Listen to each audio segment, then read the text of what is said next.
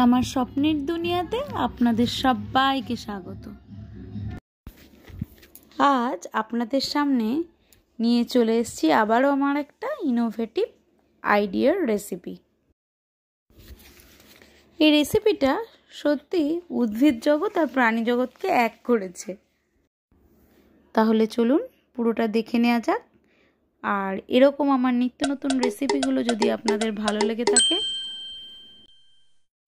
তাহলে please like, share, comment এবং subscribe করতে কিন্তু ভুলবেন না। প্রথমেই আমি এঁচোড়টাকে সুসিদ্ধ করে নেওয়ার জন্য প্রেসারের সাহায্য নিয়ে নেব।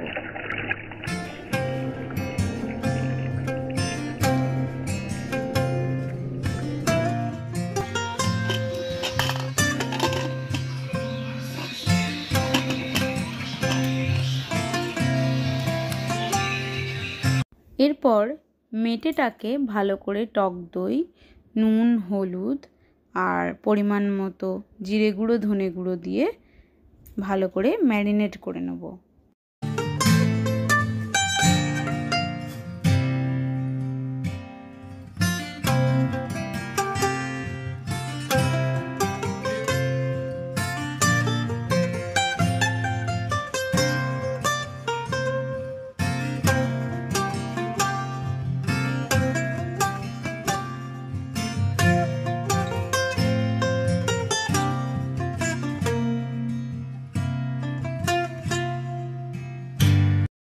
এবার কড়াইতে পরিমাণ মতো রিফাইন্ড অয়েল দিয়ে তার মধ্যে 2 চামচ পরিমাণ আমি ঘি ঢেলে দেব।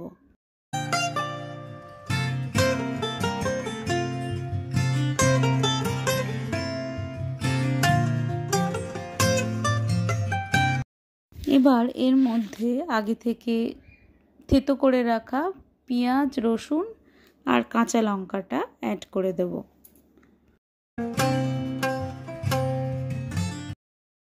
সাথেই দিয়ে দেব আগে থেকে ম্যারিনেট করে রাখা মেটেটা।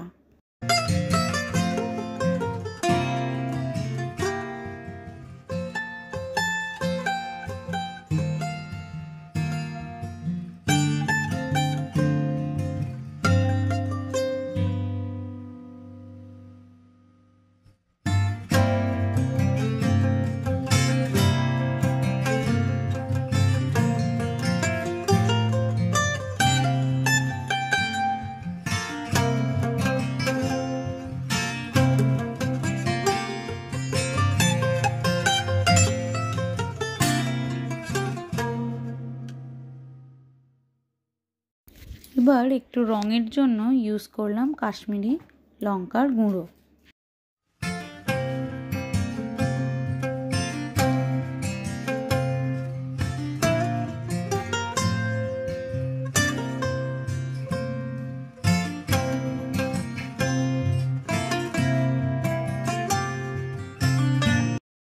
যেহেতু মেটে সিদ্ধ হতে সেরকম সময় নেয় না, তাই জন্য একটু ভাজা ভাজা হয়ে এলেই কিন্তু হয়ে যাবে। এই সময় আমি অ্যাড করে দেব আরও কিছুটা পরিমাণ টমেটো।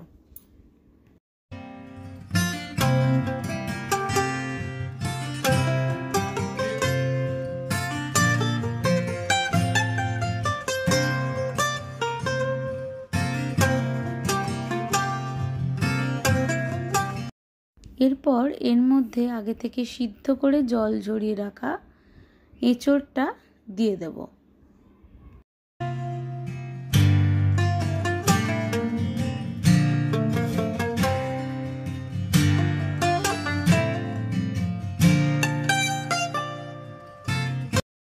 দিয়ে আবারও খুব ভালো করে কষাতে থাকবো।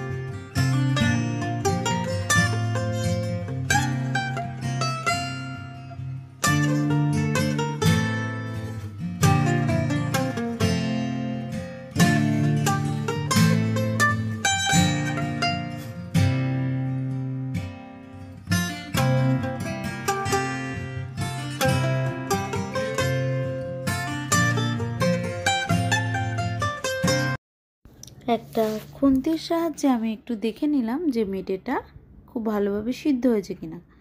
যখন এটা সিদ্ধ হয়ে যাবে তখনই আমি যেটুকু গ্রেভি আমার দরকার সেই পরিমাণ জল আমি এখানে অ্যাড করে দেবো। আর গ্রেভি ফুটে উঠলেই তৈরি আমাদের মেটে আর এঁচোড়ের চচ্চড়ি। নামানোর আগে অবশ্যই আবারও ঘি আর গরম মশলা দিতে কিন্তু ভুলবেন না।